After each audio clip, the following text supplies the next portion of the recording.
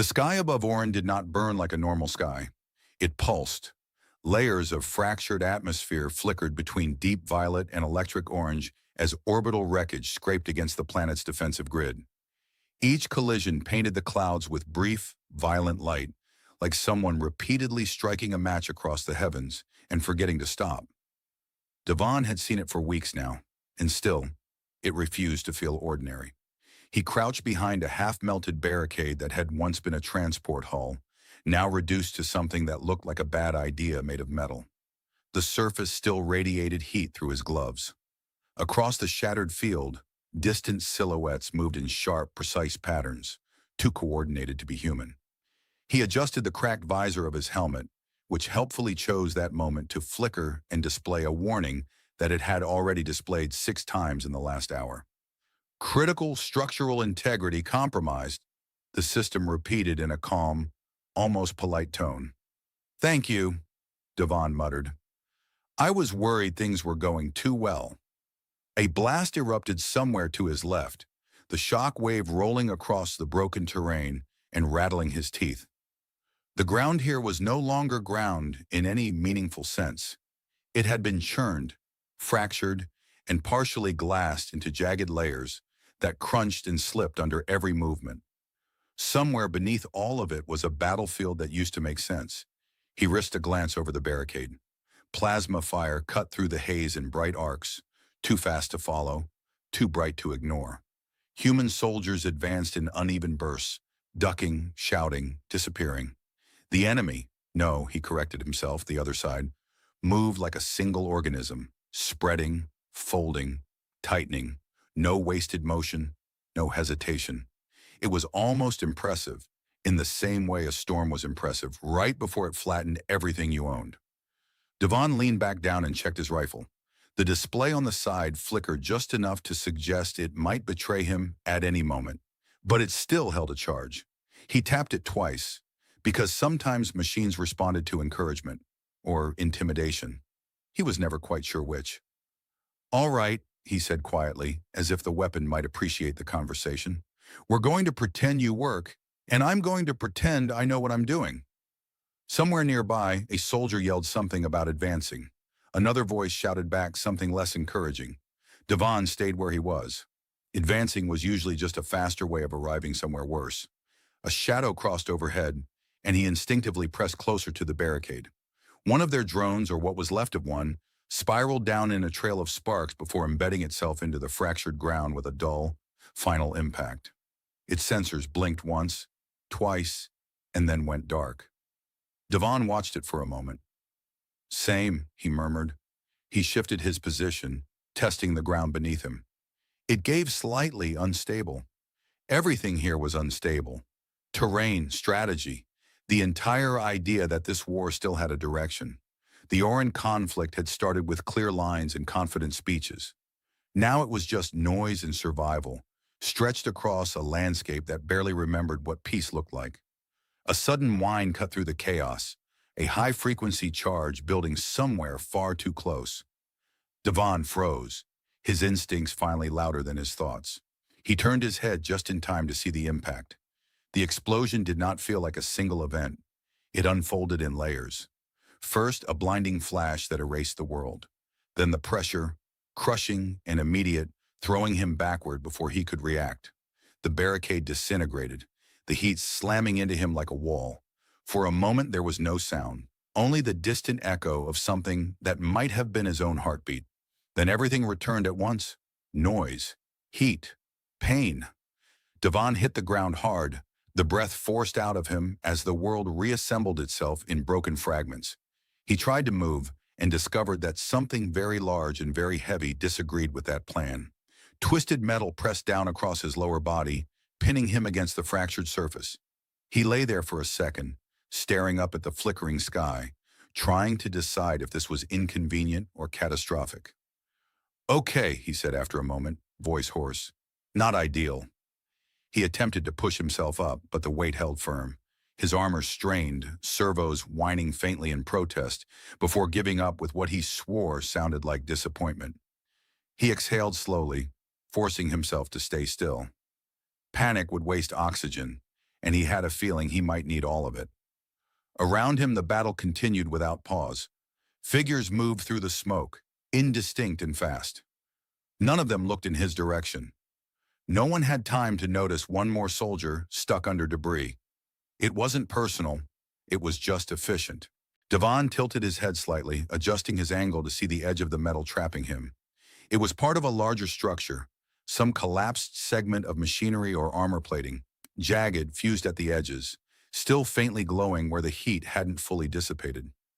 "Great," he muttered, crushed by something expensive. His visor flickered again, briefly overlaying his field of vision with diagnostics he did not want to read. He blinked them away. The last thing he needed was a detailed report on how stuck he was.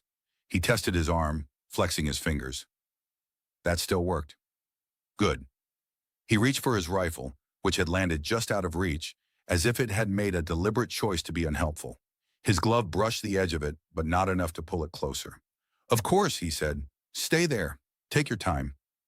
A distant figure moved through the haze, larger than the others, its silhouette cutting clean lines through the drifting smoke. Davan narrowed his eyes, trying to focus through the distortion of his damaged visor. The movement was different, not hurried, not chaotic, purposeful. For a brief, unreasonable moment, he considered the possibility that help had arrived. Then he remembered where he was. The figure did not rush. It advanced with a steady, unbroken rhythm, stepping over debris as if the battlefield itself were something it had already measured and understood. As it drew closer, details emerged. Armor that seemed to absorb the surrounding light rather than reflect it. Movements that were too precise to be anything but deliberate. Davan exhaled slowly. "Well," he said under his breath, watching the approach. "This is going to be interesting." The figure did not slow as it approached, and that more than anything unsettled Davan. Everything else on the battlefield moved with urgency, hesitation, or desperation. This one moved with certainty, as if the chaos around it had already been calculated and dismissed. Through the haze, the details sharpened.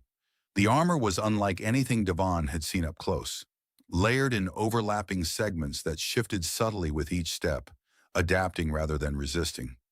It was not bulky like human combat suits, it was precise, efficient, alive in a way that made his own equipment feel like a poorly assembled suggestion.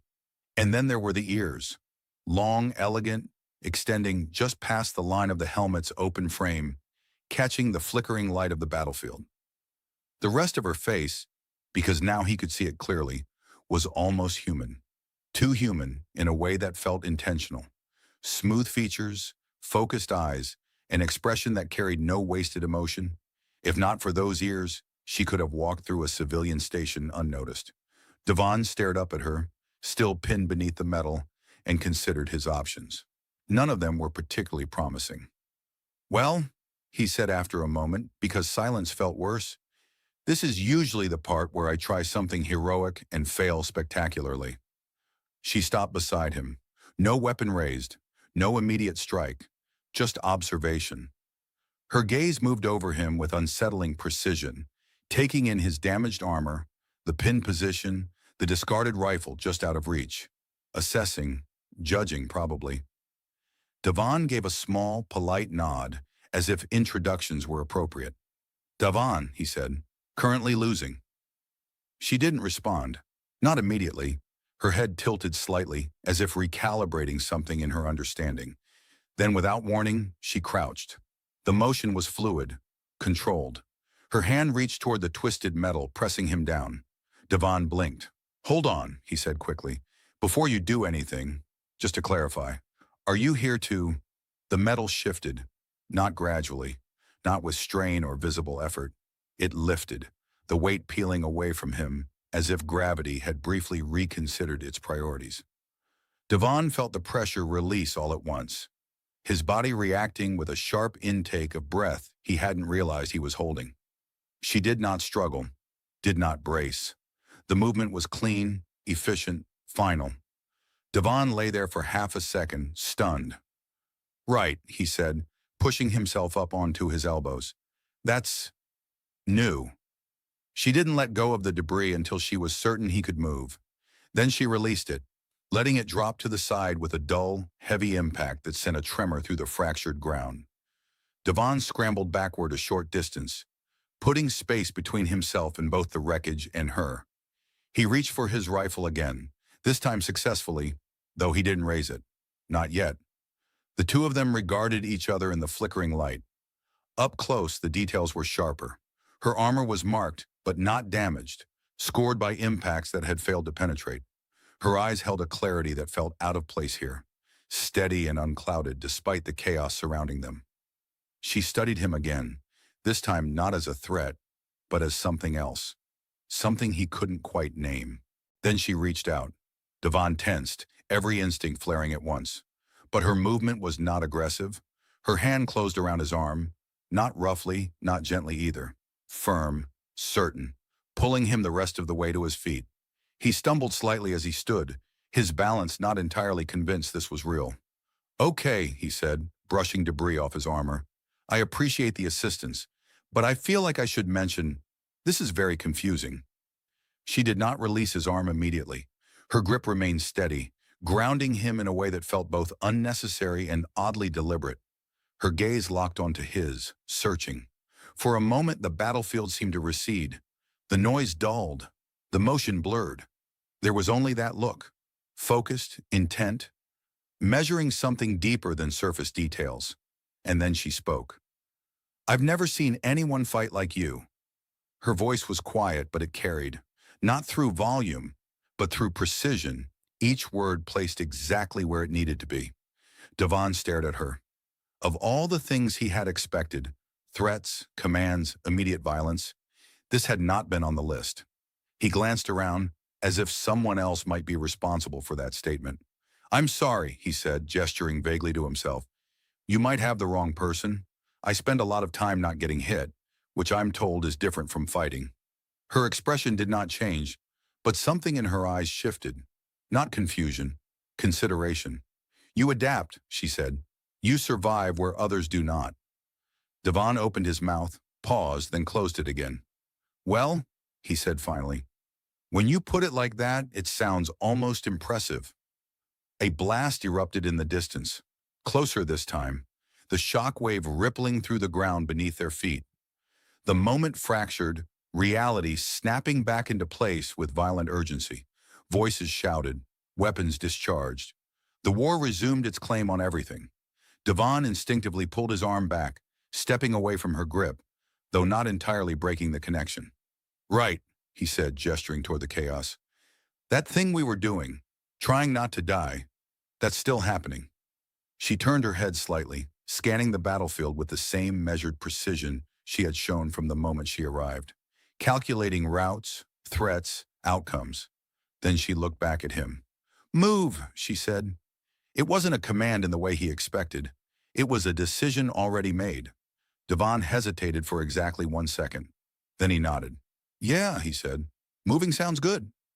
They moved without agreement, which somehow made it easier.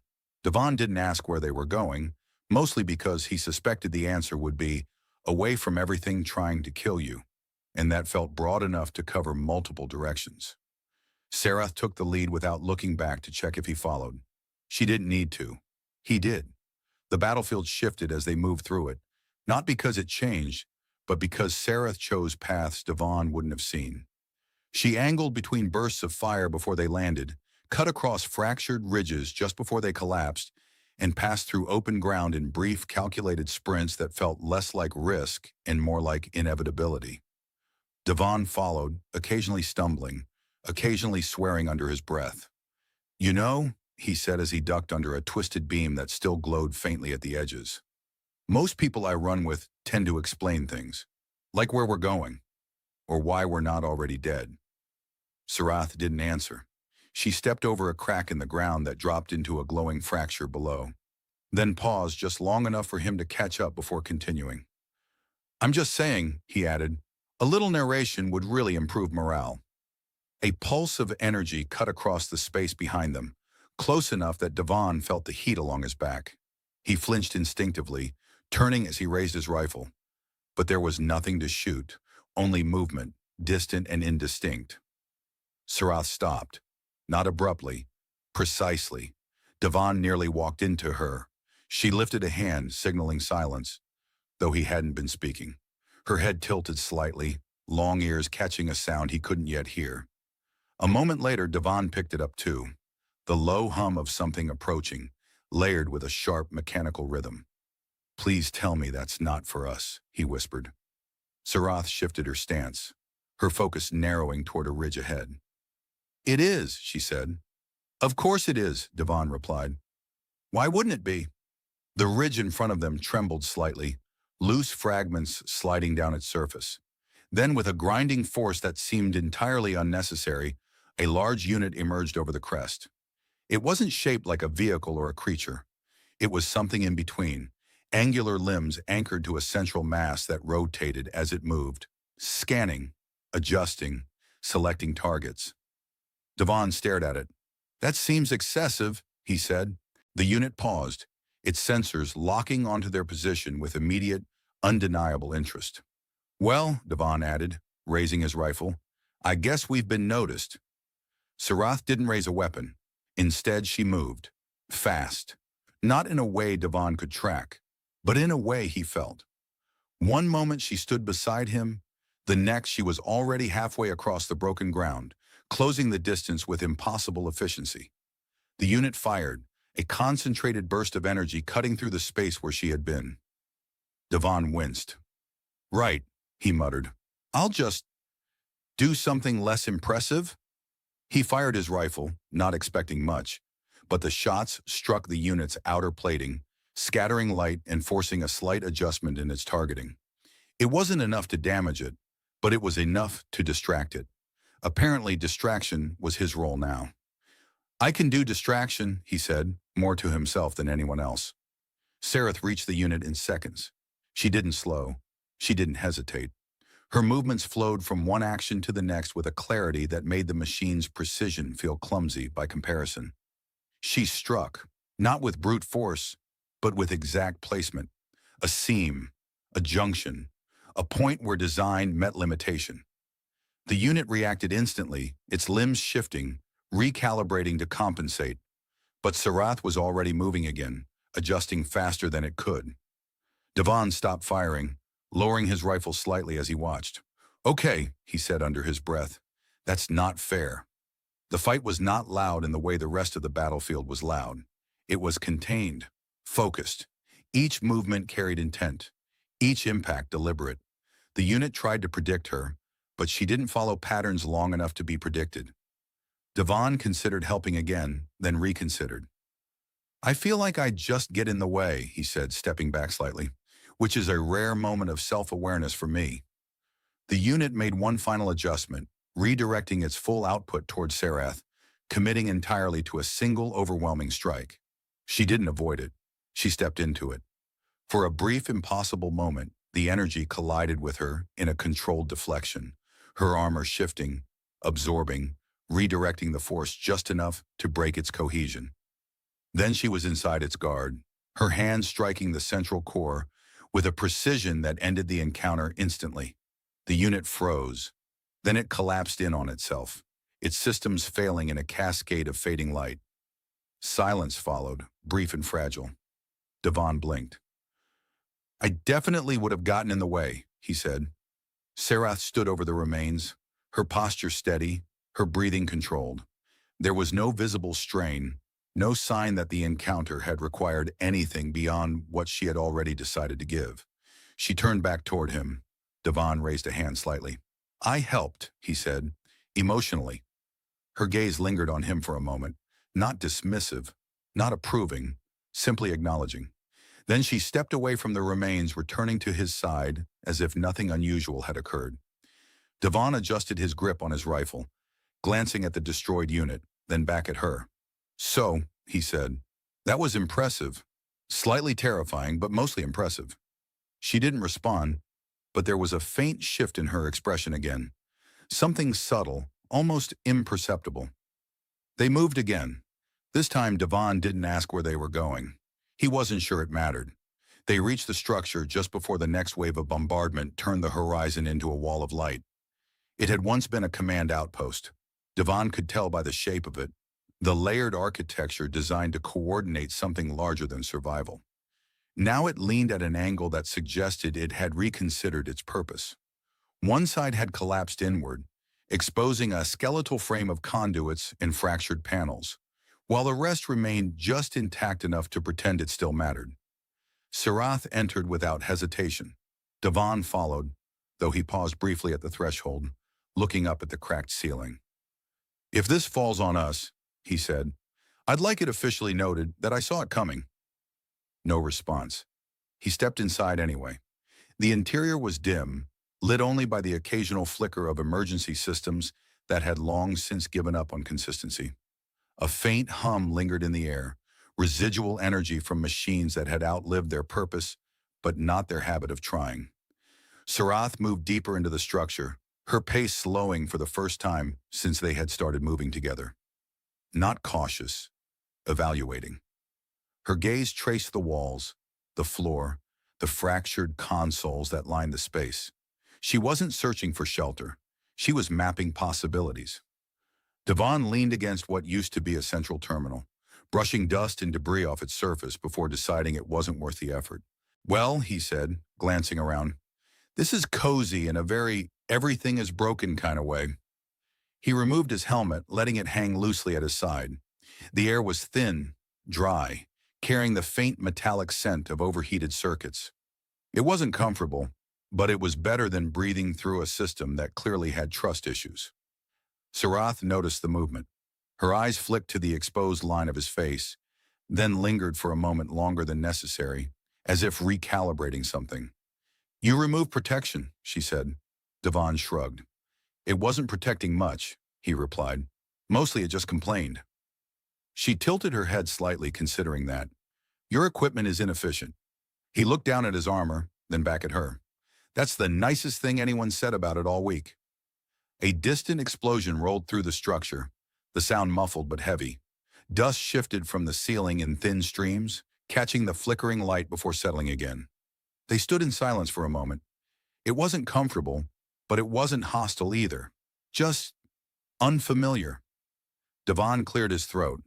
"So," he said, gesturing vaguely between them, "we should probably address the part where we're supposed to be trying to eliminate each other." Serath didn't answer immediately. She moved to one of the fractured panels along the wall, brushing her fingers across its surface. The display flickered weakly in response, then stabilized just enough to reveal fragments of data. Maps, signals, something that used to mean control. "The war defines that," she said at last.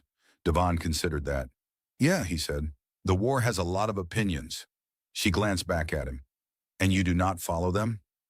It wasn't a question. Davan leaned back slightly, folding his arms. "I follow the ones that keep me alive," he said. "Everything else feels optional." Her gaze sharpened, not in disapproval, but in interest. "That is not how your people operate." He smiled faintly. "You've met my people?" "I have observed them." "Ah," he said. "That explains it. Observation is very different from conversation. If you talk to us more, you'd find out we don't agree with each other either." Another pause. Serath stepped away from the panel, her attention returning fully to him now. "You fight differently," she said again, as if testing the idea. "You avoid direct engagement. You adapt your movement based on unpredictable variables." Davan blinked. "That sounds very strategic," he said. "I usually call it panic with direction." For a brief second, so brief he almost missed it, something shifted in her expression. Not quite amusement, but close enough to make the air feel less heavy. He noticed. "Was that a reaction?" he asked. "I think that was a reaction." She didn't confirm it. Instead, she moved closer, closing the distance between them with the same quiet certainty she had shown since the beginning. Not threatening, not cautious, just present. Up close, the details were impossible to ignore. The subtle texture of her armor, the way it adjusted slightly with her breathing.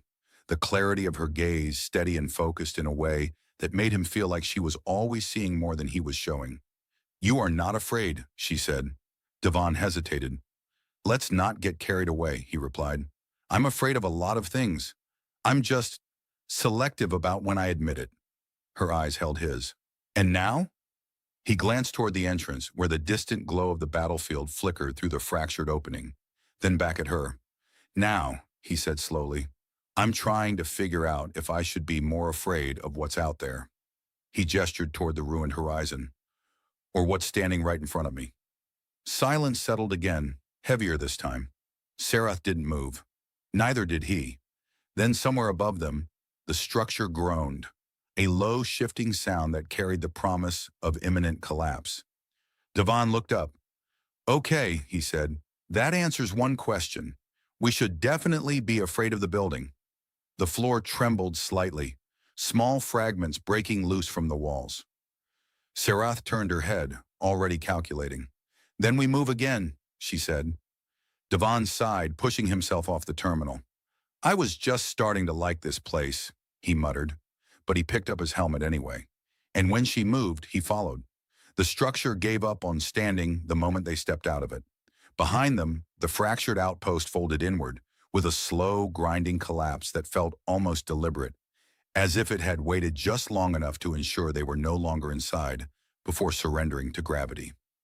Dust surged outward in a thick wave, swallowing the entrance they had just used. Davan didn't turn back immediately. He just kept walking, matching Serath's pace until the ground steadied beneath his boots. Good timing, he said after a moment. I like to think it collapsed out of respect. Serath didn't respond, but her attention had already shifted beyond the ruins, scanning the horizon. The battlefield had changed again. Not visibly, not at first glance. The same fractured terrain, the same distant flashes of energy, the same scattered movement. But something beneath it had shifted, an underlying rhythm disrupted.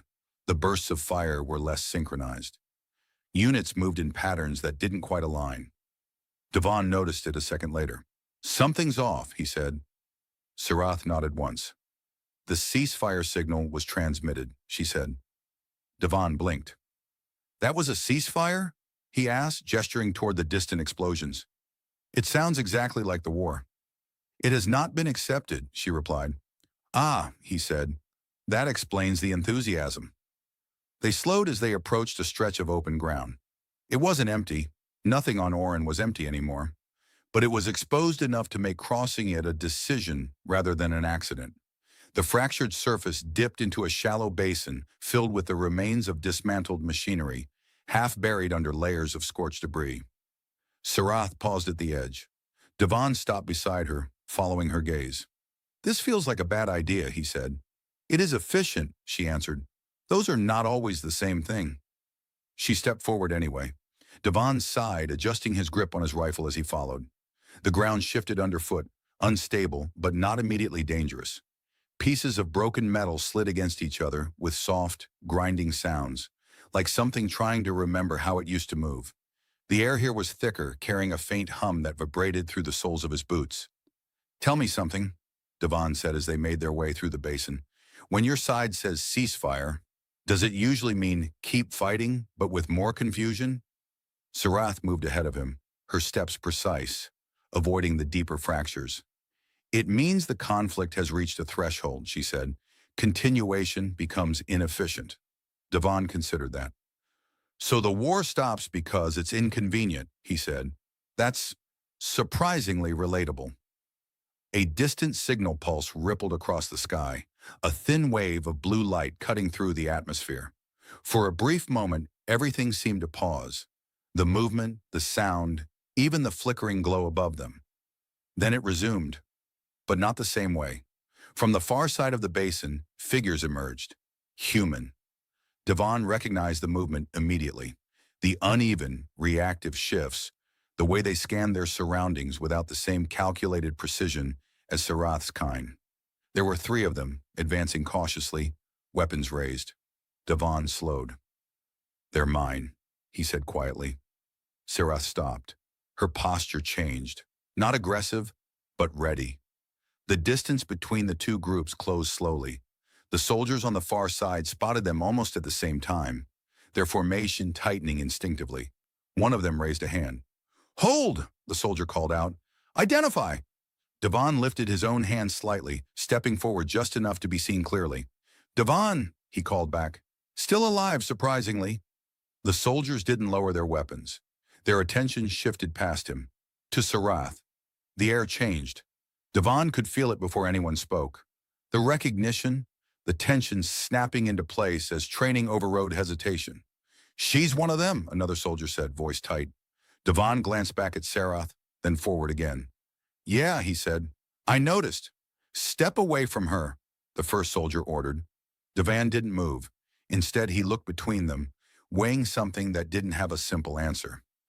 "She pulled me out of a collapse," he said. "Also didn't kill me when she had the chance," which feels relevant. "That doesn't change what she is," Davan exhaled slowly. "What she is," he repeated. "Right."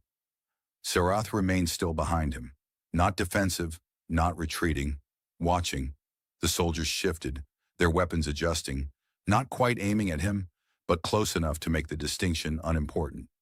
"Davan," the first soldier said again, more urgent now. "Step away."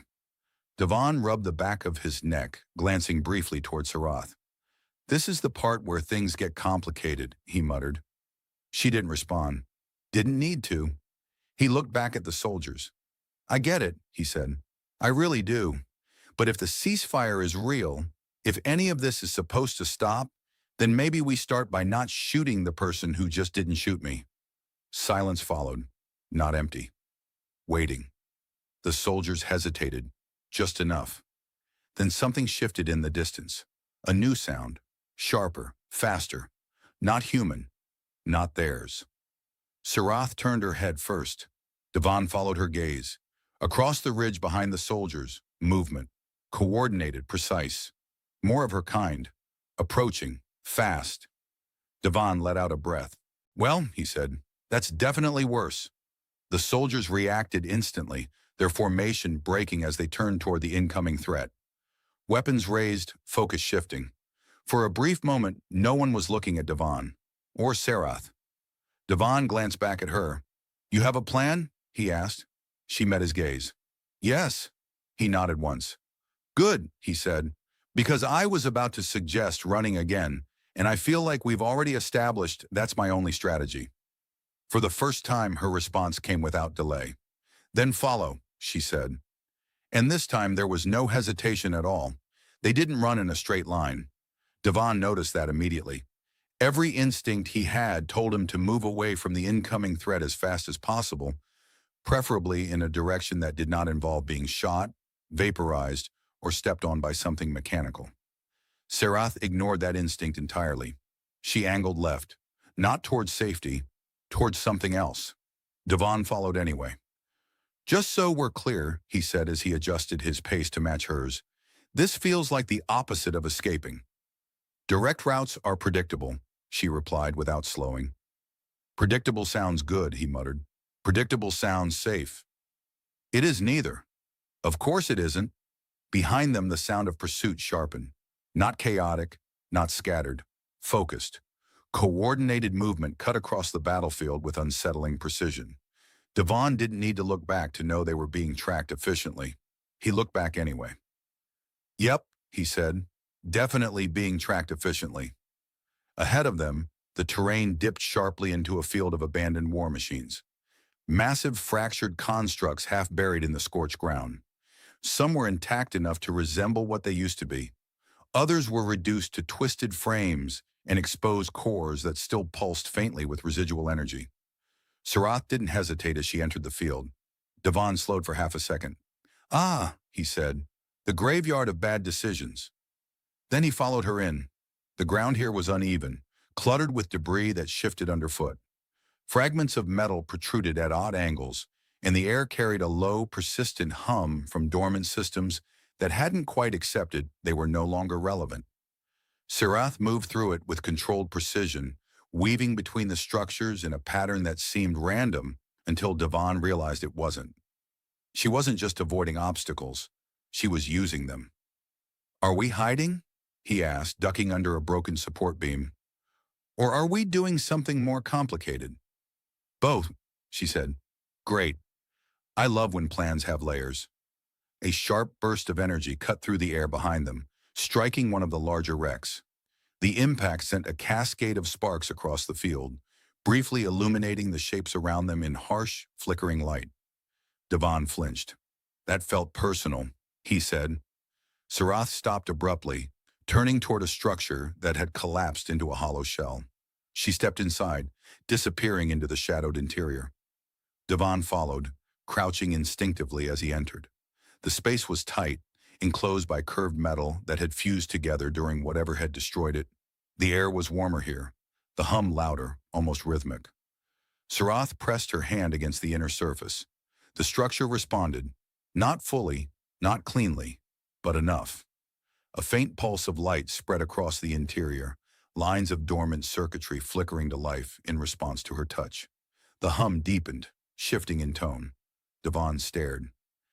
"Did you just turn it back on?" he asked. "Partially," she said.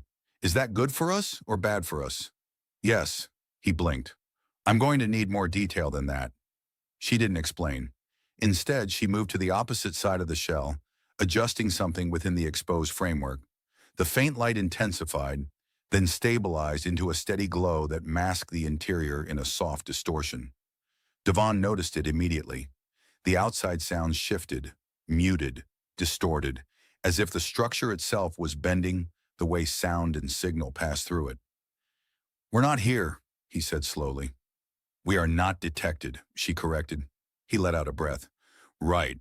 I like that version better." Outside, movement passed close, too close. Shadows flickered across the warped openings in the shell, shapes moving with deliberate precision. Davan held still, his grip tightening slightly on his rifle.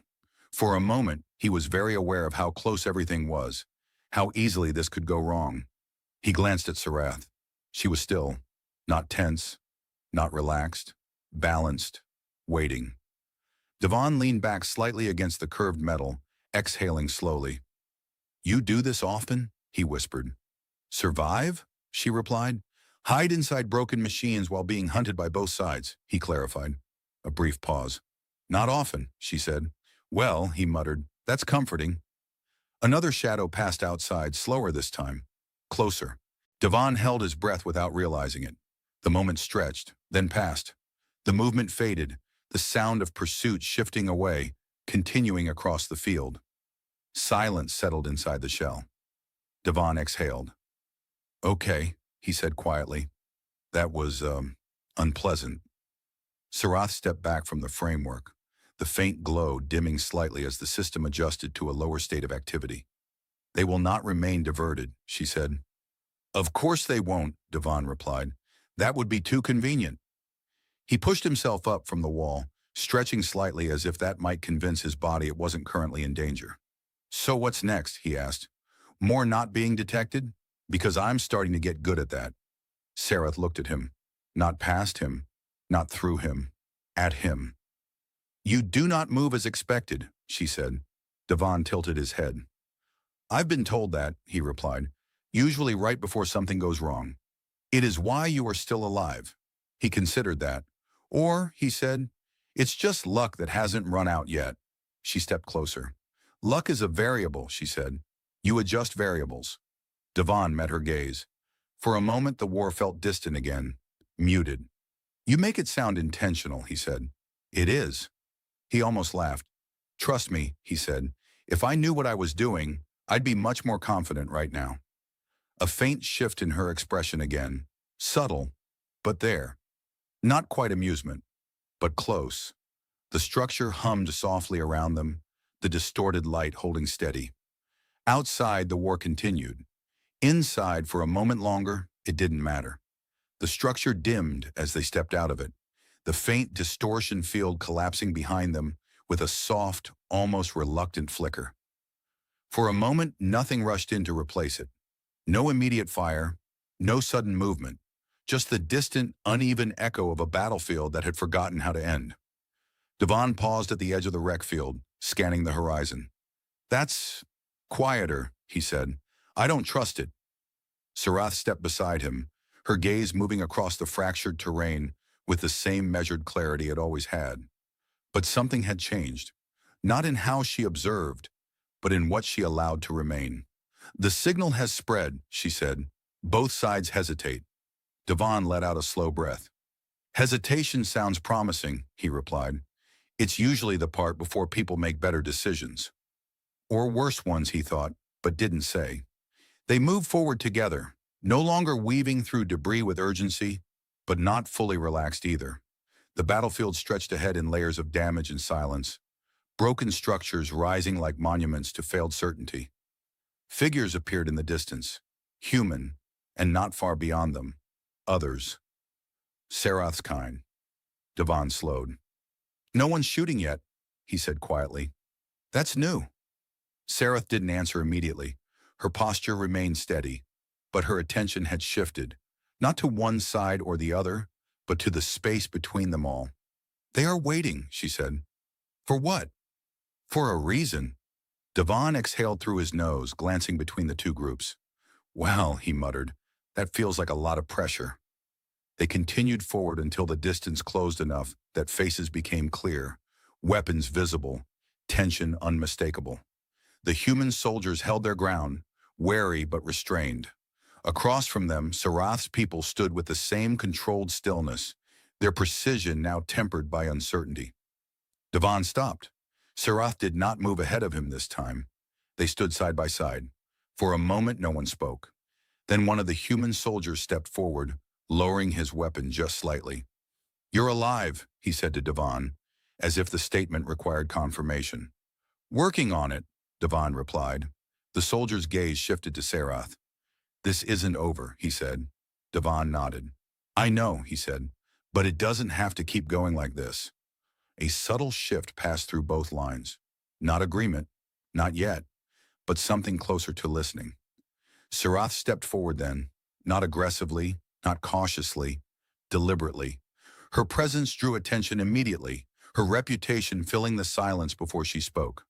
This conflict has exceeded its purpose, she said, her voice carrying across the space with quiet authority. Continuation will result in mutual depletion. Davan glanced at her.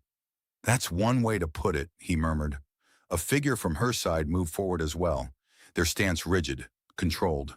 You deviate from command, the figure said. I adapt to outcome, Serath replied. The response landed with weight.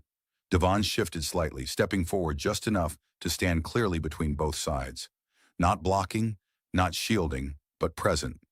You're both right, he said, raising his voice just enough to carry. This war started for reasons that probably made sense at the time.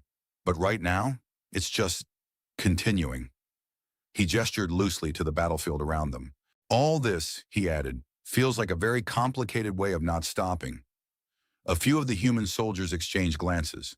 Across from them, Serath's people remained still, but their focus had sharpened. Davan took a breath. I'm not a strategist, he said.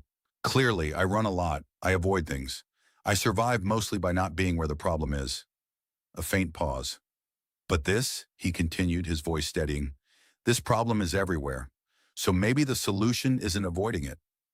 He looked at the soldier who had spoken earlier. Maybe it's deciding all at once that it's done. Silence followed, not empty. Considering. Serath stepped back into place beside him. You have influence, she said quietly. Davan blinked. That seems unlikely, he replied. You changed the variable, she said. He glanced at her, then back at the two groups facing each other. For the first time since the war had become his entire world, he didn't feel like he was reacting. He was choosing. Stand down, the human soldier said suddenly, lowering his weapon fully. The word hung in the air. Across from them, Serath's people did not move immediately. Then, slowly, deliberately, the figure who had spoken before lowered their own weapon. The tension didn't vanish, but it shifted. Davan let out a breath he hadn't realized he'd been holding. Well, he said quietly, that's new. Serath's gaze remained forward, steady. Yes, she said. The battlefield did not transform into peace. It didn't become quiet or safe or certain, but the rhythm changed.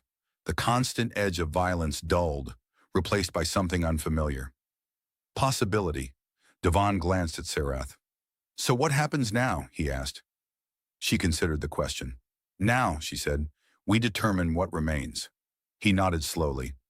That sounds complicated. It is. He smiled faintly. Good, he said. I'm starting to get used to that. They stood there a moment longer, side by side, no longer defined by the sides they had come from. Then, without needing to say it, they stepped forward together.